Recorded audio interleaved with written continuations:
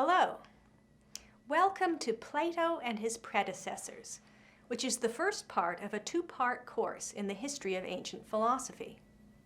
My name is Susan Sauvé Meyer. I'm a professor of philosophy at the University of Pennsylvania, where I teach this course the old-fashioned way, in a classroom. Let me tell you a little bit about what our course will be like. We're going to trace the origins of philosophy in the Western European tradition, starting with a group of thinkers in ancient Greece more than 2,500 years ago. Now, many people today would classify these thinkers as scientists rather than philosophers, so I'd better start by saying something about what counts as philosophy for the purposes of this course.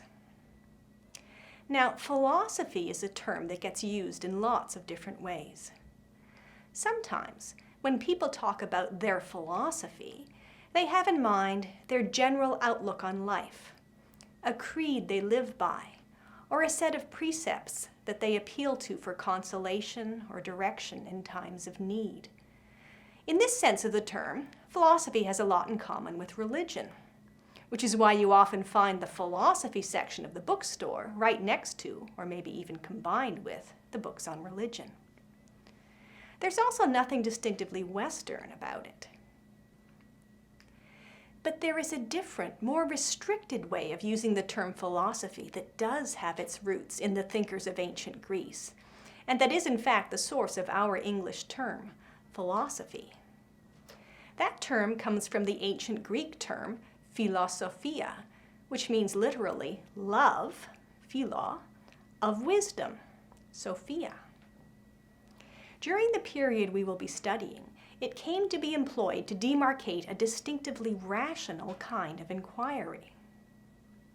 On this way of conceiving of philosophy, it is not so much a body of doctrines, but a method of inquiry, investigation, and justification.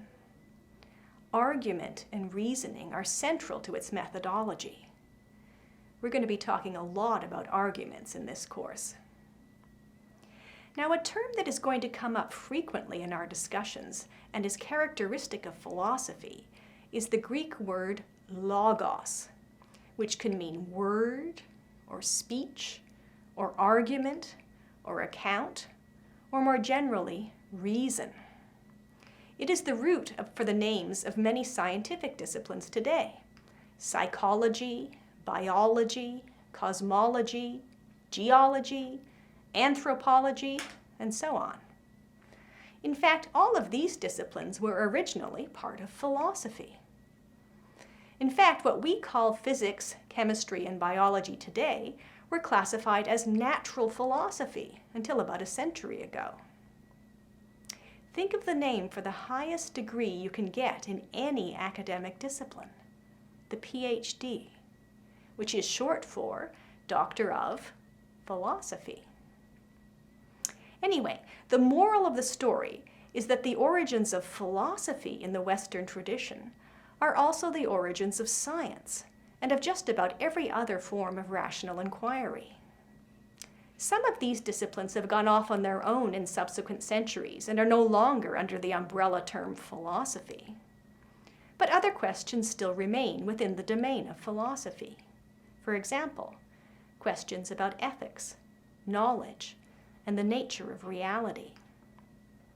Now, some people today think that these sorts of questions, especially questions about ethics, are not really amenable to rational inquiry.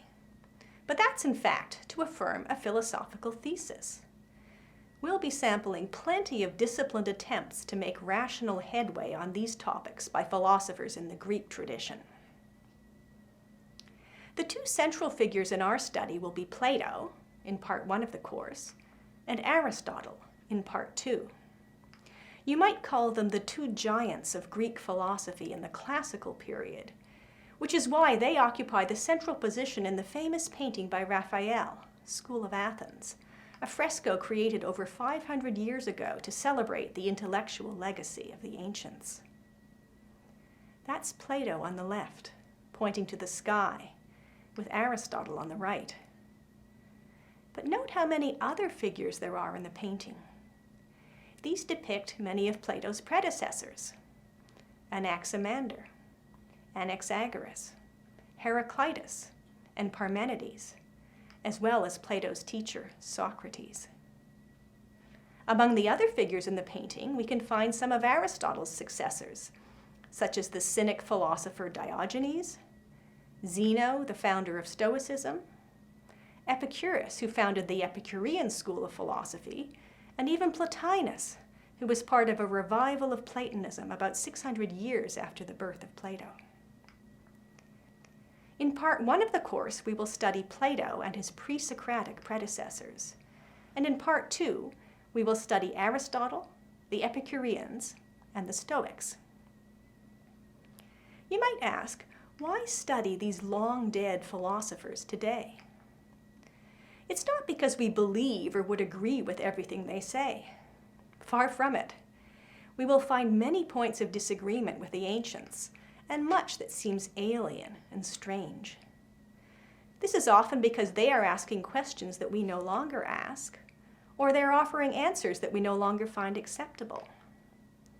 But coming to terms with the reasoning behind a position you disagree with is one of the benefits of studying philosophy. It puts you in a position to articulate why you disagree.